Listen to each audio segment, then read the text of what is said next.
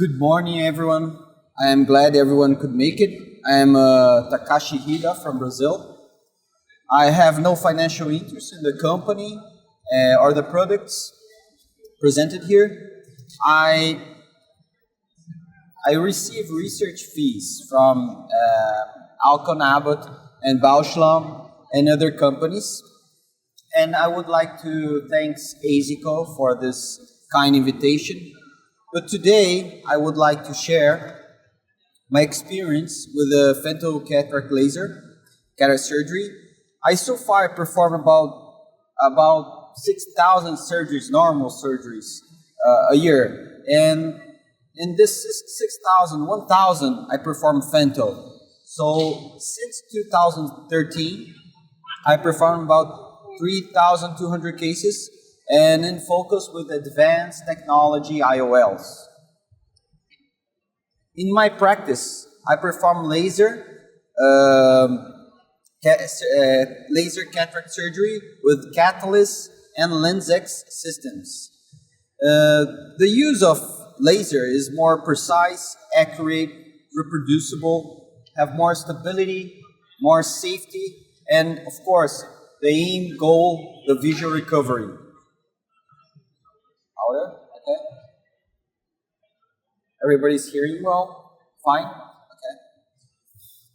Well, I would like to share my experience with Femto laser cataract surgery using these AZICO manufacturing instruments.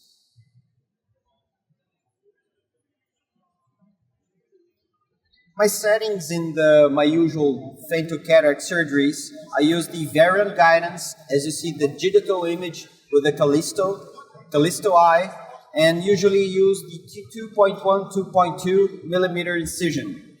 Biplanar incision, usually in the steep axis, and 4.8 millimeters of rhexis.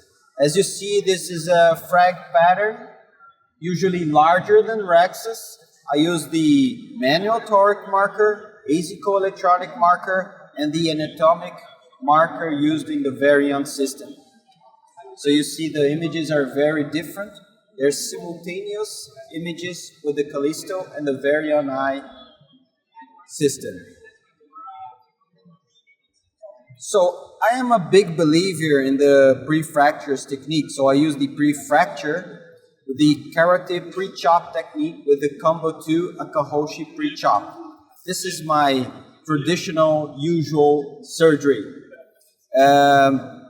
The base concept of the frag pattern is because you have a more precise and more accurate fragmentation with the pre-chop. Oh, since I use the pre-chop, I wanted to show my non-Femto-Cataract.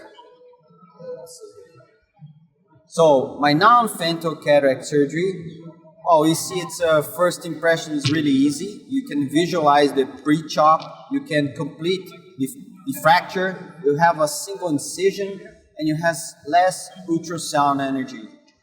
Less surgery time, less BSS usage, and less aspiration time.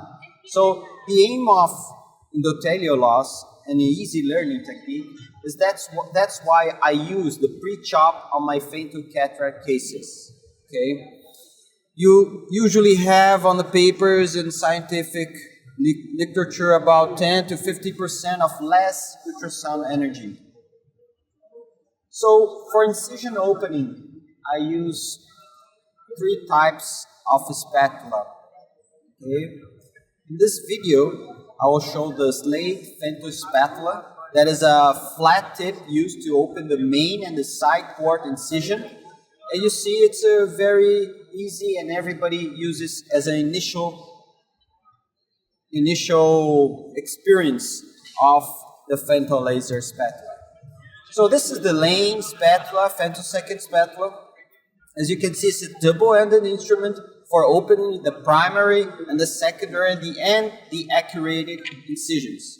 It's a blunt on the end, a vertical and tangential component. And this is how I use to open the incision.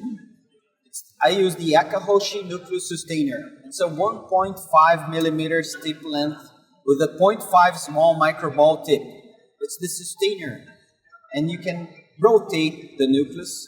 You can do the Phaco and use to open the main and the side port incision.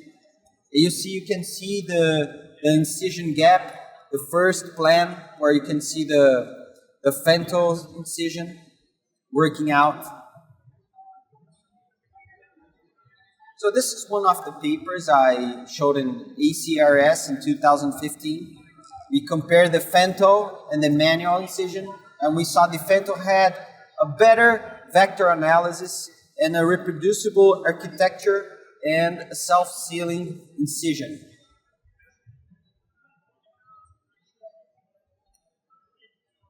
I will tell about the lens removal with the Harmonix technology.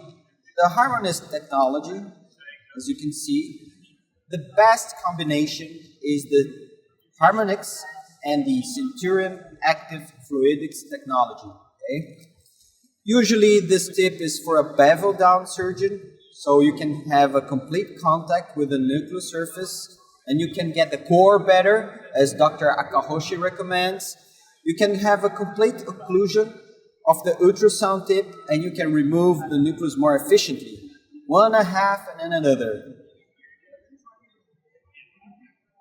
So this is my study where I can show we had a learning curve. We have a group 1 with 246 LASIK surgeries and 2,500 on the group 2.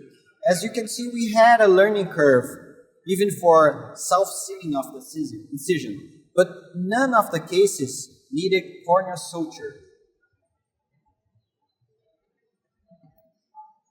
Femto-Cataract present learning curve in all the comparison groups. The group 2 had a faster procedure, and with the new softwares and the vasoconstrictor agents, we had an improving of the redness after the surgery. And as you can see, it gets more faster. Comparing the pre-operative complication after cataract surgery between groups, one case required a mechanical pupillar dilatation, but incomplete fragmentation occurred in cataract due to high degree of sclerosis lenses.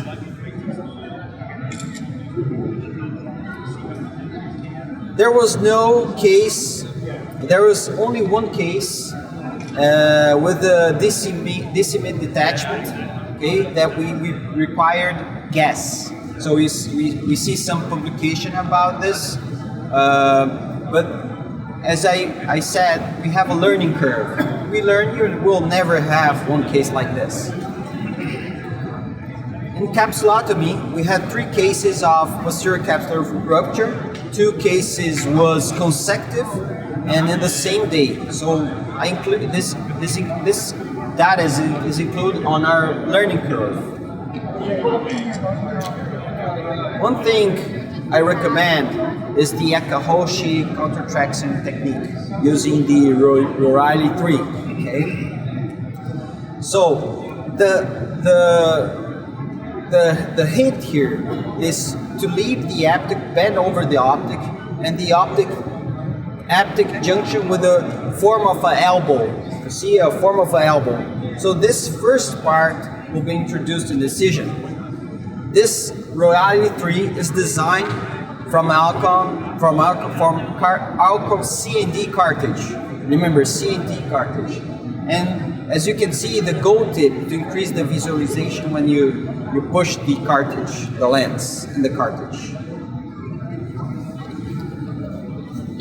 So the O'Reilly 3 IOL injector is a speedy single-hand injection with a single action. It's really fast, really soft. That's why I really recommend this device for injection the IOL. Other thing I use mostly is the Akahoshi Mini Curve INA tip.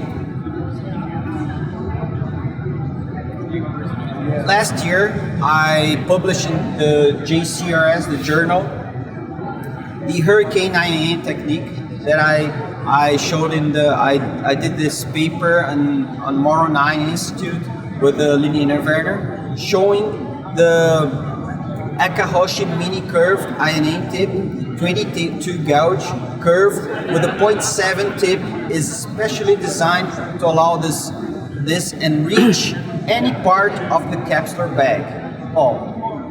Especially using a tangential aspiration one-step technique within a small incision. See, this tip is designed for a 1.8 millimeter incision. Okay, so if you perform this in a large incision, still will help you a lot. Okay, and here we can see the Miyake view, the cortical aspiration technique.